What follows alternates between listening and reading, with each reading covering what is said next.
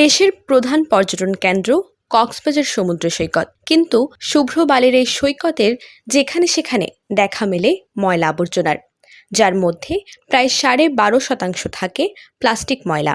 সৈকতের এসব ময়লা আবর্জনা ঢেউয়ের সাথে মিশে যায় সমুদ্রে। তবে এই প্লাস্টিক দূষণ থেকেই সমুদ্রকে রক্ষা করতে ব্র্যাক নিয়েছে একটি ভিন্নধর্মী উদ্যোগ। বুধবার বিকেলে বিশ্ব পরিবেশ দিবস উপলক্ষে প্লাস্টিক দূষণ করি নিয়ন্ত্রণ এই স্লোগানে ব্র্যাক আরবান ডেভেলপমেন্ট প্রোগ্রামের অধীনে প্লিজ প্রকল্পের আওতায় এই কর্মসূচির আয়োজন করা হয়। কর্মসূচিটির সার্বিক সহযোগিতায় ছিল কক্সবাজার পৌরসভা। সবাইকে আমার পক্ষ থেকে তথা পৌরসভার সমুদ্র সৈকত থেকে ক্ষতিকর বর্জ্য অপসারণ এবং বর্জ্যসমূহ নির্দিষ্ট স্থানে ফেলার জন্য মানুষকে সচেতন করাই এই পরিচ্ছন্নতা কার্যক্রমের মূল লক্ষ্য বলে জানান আয়োজকেরা।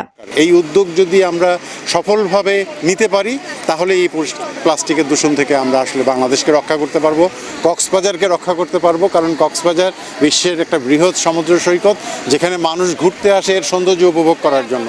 কক্সবাজার পৌরসভার সমাজ উন্নয়ন কর্মকর্তা শামীম আক্তারের পরিচালনায় আলোচনা সভায় সভাপতিত্ব করেন পৌরসভার প্রধান নির্বাহী কর্মকর্তা AKM তারিকুল আলম।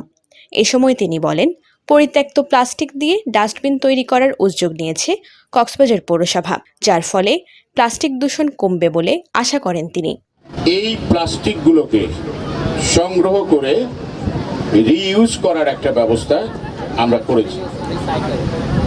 আশা করি যে এই বছরের শেষ নাগাদ এর একটি ফলাফল আমরা পাবো বলে আশা করছি।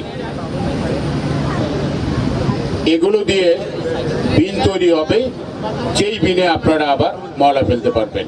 পরে 250 স্বেচ্ছাসেবকের অংশগ্রহণে সমুদ্র সৈকত পরিচ্ছন্নতার কর্মসূচি পালন করা হয়। আফজারা রিয়া, TTN।